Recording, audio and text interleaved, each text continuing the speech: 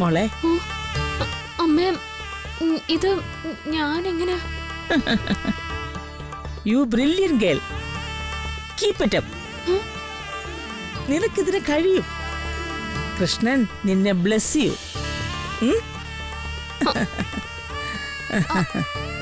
അല്ല,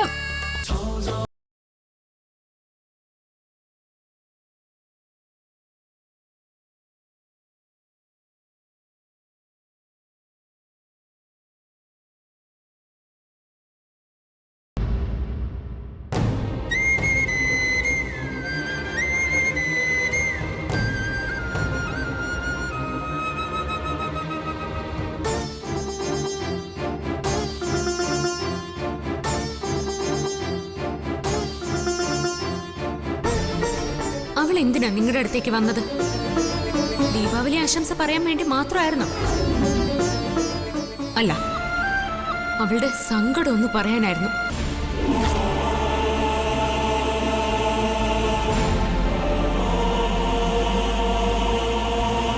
സ്വേച്ഛാധിപതിയായ ഒരു രാജാവിനെ പോലെ നിങ്ങൾ അങ്ങോട്ട് ഉത്തരവിടുന്നു. മക്കളും മരുമക്കളും എല്ലാം പാവകളെ പോലെ നിങ്ങളെ അനുസരിക്കുന്നു. അത് സ്നേഹം കൊണ്ടല്ല, ഭയം കൊണ്ടാണ് ഡി കെ, ഭയം കൊണ്ട്.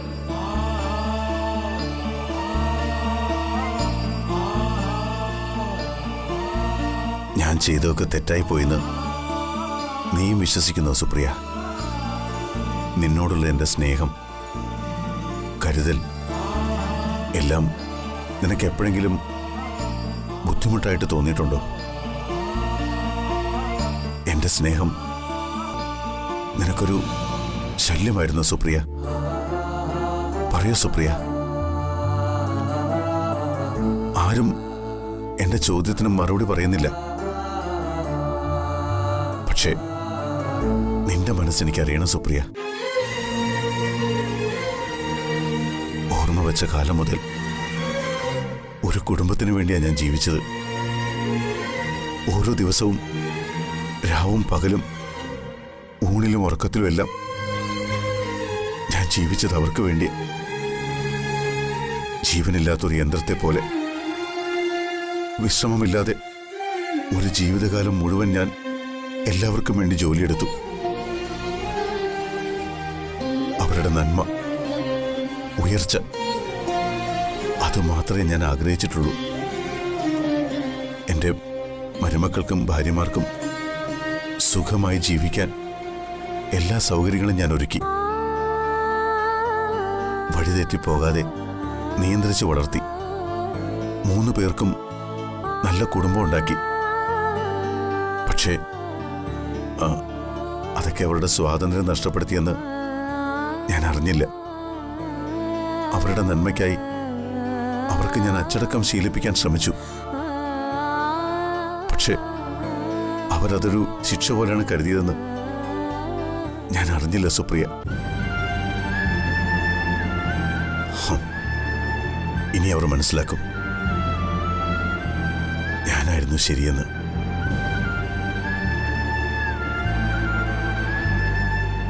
ആരൊക്കെ എന്തൊക്കെ കുറ്റപ്പെടുത്തിയാലും ഞാൻ നിയന്ത്രണം പാലിച്ചേ പറ്റൂ.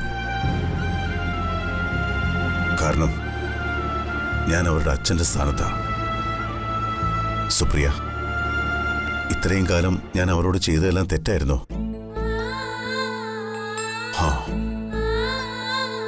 എന്തായാലും ഇനി പുതിയ രീതികൾക്കനുസരിച്ച് പെരുമാറാൻ ശ്രമിക്കാൻ ഞാൻ.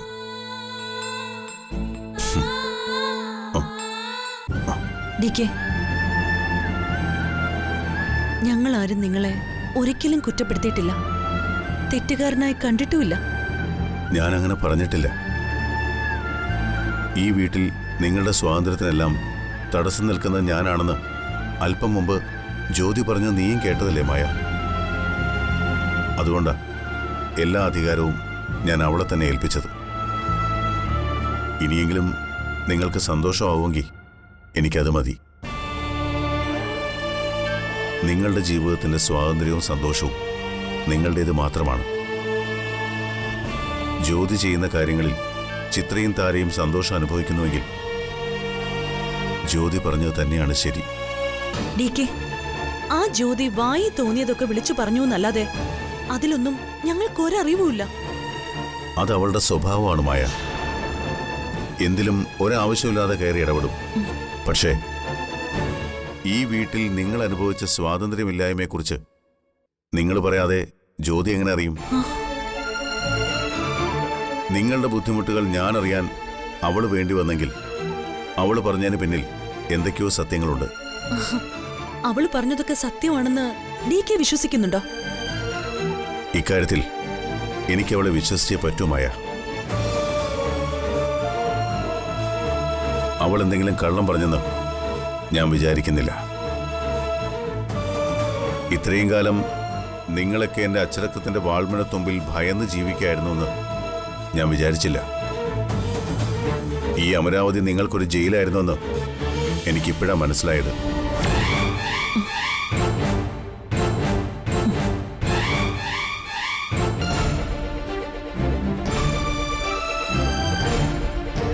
പക്ഷേ മായ, ഇതെല്ലാം നിങ്ങളുടെ സുരക്ഷയ്ക്ക് വേണ്ടി ഞാൻ കെട്ടിയ മതിലായിരുന്നുവെന്ന് ഒരിക്കൽ നിങ്ങൾക്ക് ബോധ്യപ്പെടും.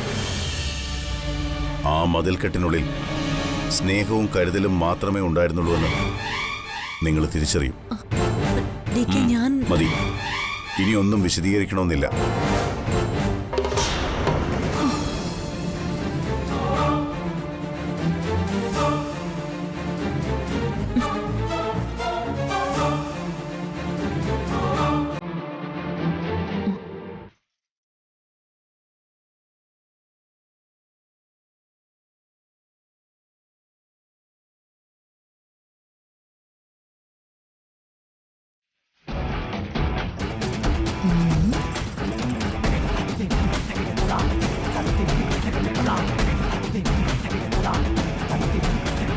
ഇത് സത്യത്തിൽ ഈ വീടിന്റെ താക്കോലാണോ? അതോ ആ ഹിറ്റ്ലർ എന്റെ സ്വാതന്ത്ര്യം ഇതിനകത്തിട്ട് പൂട്ടി അതിന്റെ താക്കോൽ എന്നെ തന്നെ ഏൽപ്പിച്ചതാണോ? നീ എന്താ ചെയ്തെന്നറിയോ നിനക്ക്? ഞാൻ എന്ത് ചെയ്തു? DKയോട് ഞങ്ങളുടെ കാര്യം പറയാൻ നിന്നെ ആരാ ഏൽപ്പിച്ചത്? DK കാരണം ഇവിടെ ഞങ്ങൾ വല്ലാതെ ബുദ്ധിമുട്ടുന്നുണ്ടെന്ന് ഞങ്ങൾ നിന്നോട് പരാതി പറഞ്ഞു. നീ ഒറ്റ ഒരുത്തി കാരണം DK ഞങ്ങളെ തെറ്റിദ്ധരിച്ചു. എനിക്കറിയാത്ത കാര്യങ്ങളെക്കുറിച്ച് ഞാൻ പറയാറില്ലല്ലോ മരുമകളെ. എന്താ ഞാൻ പറഞ്ഞത്? സത്യമല്ലേ?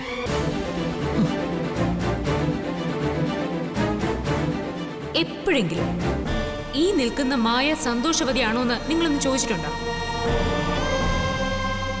ഈ വീടിന്റെ അധികാരം എന്ന മുൾക്കിരീടവും തലയിൽ വെച്ച് ജീവിതത്തിലെ സന്തോഷങ്ങളെല്ലാം നിങ്ങൾക്ക് എല്ലാവർക്കും വേണ്ടി ത്യജിക്കുകയാണ് മായ ഇപ്പോൾ ചെയ്തുകൊണ്ടിരിക്കുന്നത്.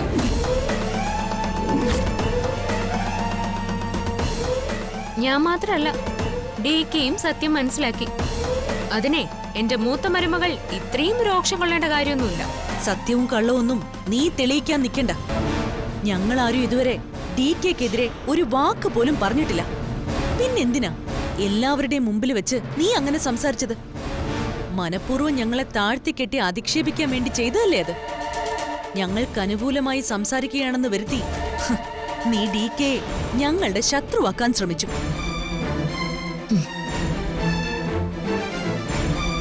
ഈ താക്കോൽ ചുമക്കാൻ നിനക്ക് പറ്റില്ല, ഒരിക്കലും പറ്റില്ല. വാട്ട് ഈസ് ദിസ് മായ? എന്റെ ഡോക്ടറിനെ ഇങ്ങനെ കുറ്റപ്പെടുത്തരുത്. ടുഡേ അല്ലെങ്കിൽ ടുമാറോ ഈ താക്കോൽ എത്തേണ്ടത് എന്റെ മരുമകളുടെ കയ്യിൽ തന്നെയാ. എല്ലാവരും എല്ലാം സ്റ്റഡി ചെയ്തിട്ടല്ലല്ലോ ലൈഫ് സ്റ്റാർട്ട് ചെയ്യുന്നത്. ജ്യോതി ഈ ജോലി നല്ല ഭംഗിയായിട്ട് ചെയ്യും. ചെയ്യും, പക്ഷേ എല്ലാം തല തിരിച്ചാണെന്ന് മാത്രം. നോ നോ നോ, ഏകാദശി വ്രതം നോറ്റ് 3 days ഇവള് ഉപവാസിരുന്നില്ലേ? പൂജ ചെയ്തില്ലേ? ആ മൂർത്തിയുമായിട്ടുള്ള ചീട്ടുകളില് DK അടക്കം എല്ലാം പണയം വെച്ച് കളിച്ച് എല്ലാം നശിപ്പിച്ചത് അമ്മ അങ്ങ് മറന്നോ? അതോ മരുമകളോടുള്ള ഇഷ്ടക്കൂടുതൽ കൊണ്ട് അമ്മ അതങ്ങ് വിഴുങ്ങിയോ? ഞാൻ ഒന്നും വിഴുങ്ങിയിട്ടില്ല. പക്ഷെ ചീട്ടുകളെയും ആ മൂർത്തിയുടെ കള്ളത്തരം പൊളിച്ച് DK രക്ഷിച്ചതും ഈ വീടിന്റെ തണലായതും ജ്യോതിയാ. അത് മറക്കരുത്.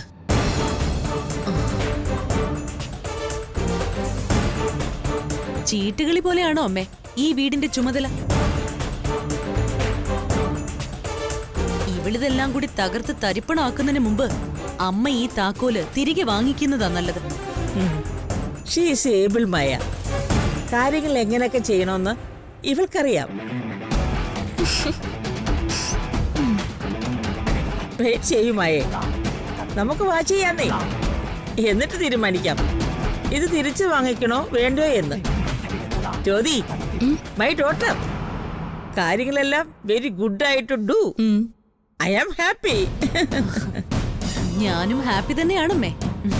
നമുക്ക് വെയിറ്റ് ചെയ്യാം. ഈ ഭാരം ഇവൾക്ക് താങ്ങാൻ പറ്റുമോ എന്ന് ഇവള് തന്നെ തെളിയിക്കട്ടെ. All the best. താങ്ക്സ്.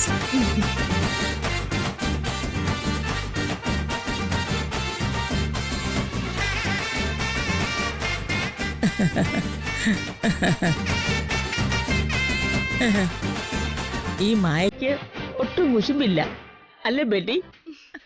അതെ. മോളെ, തോൽപ്പിക്കാൻ ഒരുപാട് പേരുണ്ടാവും, പക്ഷെ ജയിക്കേണ്ടത് നിന്റെ മാത്രം ആവശ്യമാ. ദിസ് ഇസ് വാർ. നീ വിൻ ചെയ്യണം. ഓക്കേ? ഗുഡ്.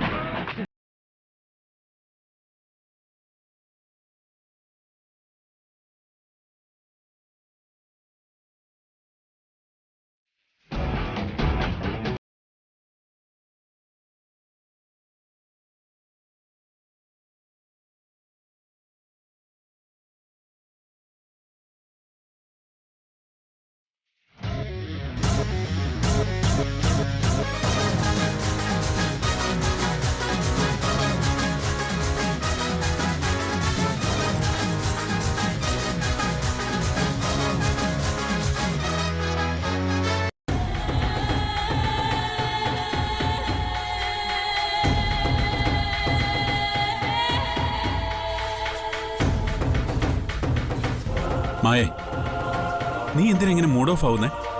മാറി വരുന്ന അവസരത്തിനനുസരിച്ച് നമ്മളും അഡ്ജസ്റ്റ് ചെയ്ത് ജീവിക്കാൻ ശീലിക്കണം. എന്നുവെച്ച് ഇനി അവളുടെ ധിക്കാരവും അപമാനവും ഞാൻ അനുഭവിക്കണോ? അവളുടെ ഭരണത്തിന് കീഴിൽ അടിമയെ പോലെ ജീവിക്കണോ?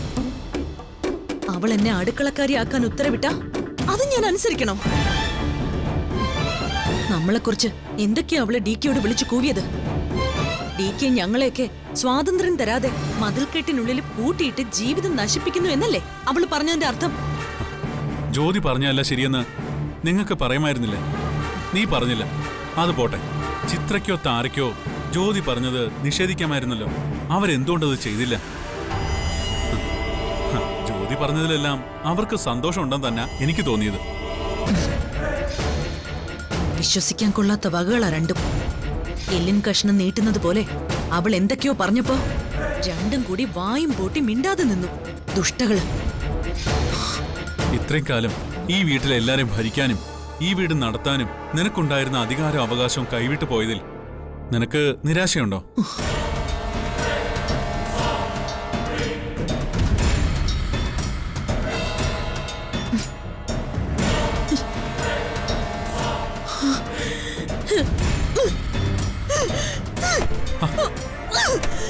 മായ, നിർത്ത്. നീ എന്തായി കാണിക്കുന്നേ? നിനക്കെന്താ ഭ്രാന്ത് പിടിച്ചോ? എല്ലാരും കൂടി എന്നെ ഭ്രാന്ത് പിടിപ്പിക്കും. ഇത്രയും നാള് ഞാനല്ലേ എല്ലാം നോക്കി നടത്തിയിരുന്നത്. എന്നിട്ട് ഇതുവരെ ആരുടെയെങ്കിലും കാര്യത്തില് എന്തെങ്കിലും ഒരു വീഴ്ച വരുത്തിയിട്ടുണ്ടോ? ഉണ്ടോന്ന്?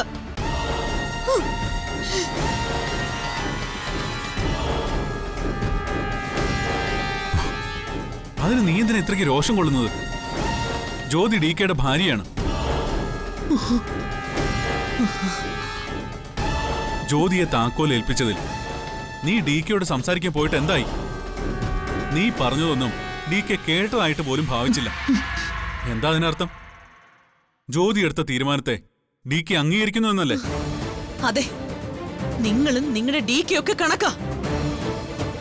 ഒന്നുറപ്പാ, ഇപ്പൊ അവൾക്ക് കിട്ടിയ ഈ അധികാരം തന്നെ അവളുടെ ജീവിതത്തിലെ ശാപമായിട്ട് മാറുന്ന ഒരു ദിവസം വരും. അന്ന് അവളോടുള്ള എല്ലാ കണക്കും തീർക്കും ഞാൻ.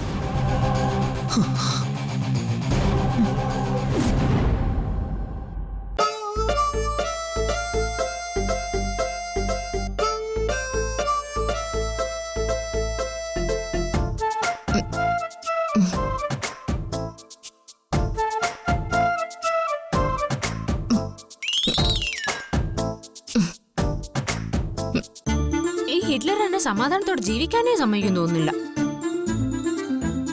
ഓ എന്തൊരു ടെൻഷൻ. ടെൻഷൻ കൂടിയ പിന്നെ ഐസ്ക്രീമോ ജിലേബിയോ ഗുലാബ് ജാമോ കഴിക്കാതെ ഒരു രക്ഷയുമില്ല. അല്ല, എനിക്കിത് തന്നെ വേണം. സ്വന്തം കാര്യം നോക്കി സ്വാതന്ത്ര്യത്തോടെ നടന്നുകൊണ്ടിരുന്ന ഞാനെന്തിനാ ഈ വീട്ടിലെ പ്രശ്നങ്ങളിൽ തലയിടാൻ പോയത്? വേണം, എനിക്ക് തന്നെ വേണം.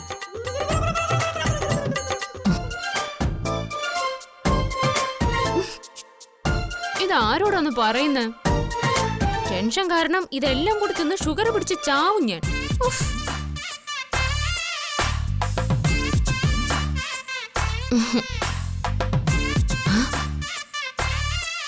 അച്ഛനെന്ന് വിളിക്കാം.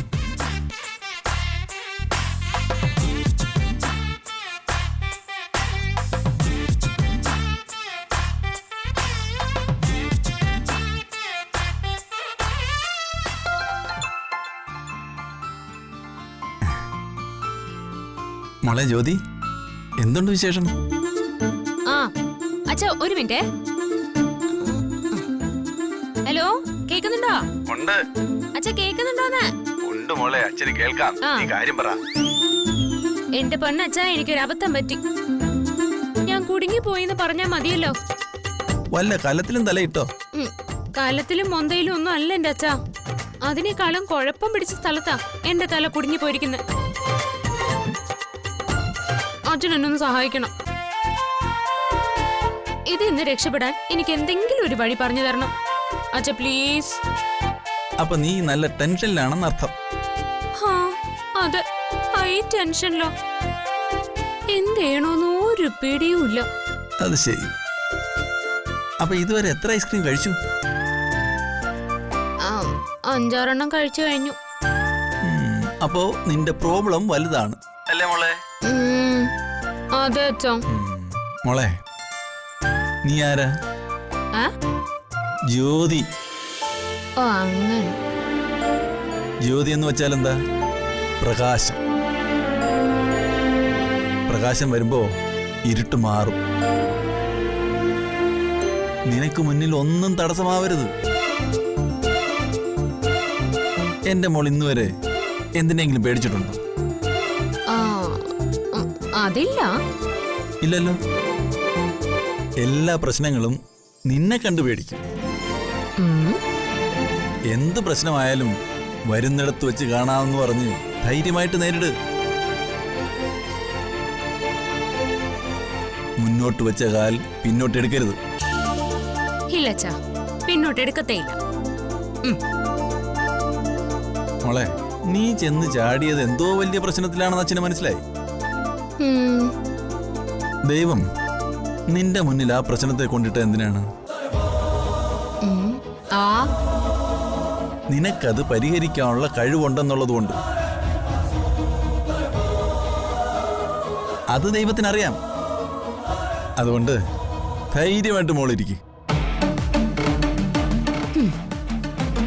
ഇത് ചെയ്യാൻ പറ്റിയില്ലെങ്കിൽ നീ ജീവിതത്തിൽ തോറ്റുപോകും. അങ്ങനെ ഇപ്പൊ തോക്കാൻ എനിക്ക് മനസ്സില്ല. നിനക്ക് ചെയ്യാൻ കഴിയാത്തതായിട്ട് ഒന്നുമില്ല മോളെ. എന്റെ മോൾക്ക് എന്തും ചെയ്യാൻ പറ്റുമെന്ന് ഈ അച്ഛനറിയില്ലേ? വിവേകാനന്ദ സ്വാമികൾ പറഞ്ഞത് മോള് കേട്ടിട്ടുണ്ടോ? അദ്ദേഹം എന്താ പറഞ്ഞെന്നൊന്ന് പറയച്ചാ. ഉണരുക, എഴുന്നേൽക്കുക, പ്രവർത്തിക്കുക. All the best. മതി അച്ഛാ, മതി. ഇനി ബാക്കി ഞാൻ ഏറ്റു. ഇത് ഞാൻ പൊളിക്കും. താങ്ക് യു അച്ഛാ.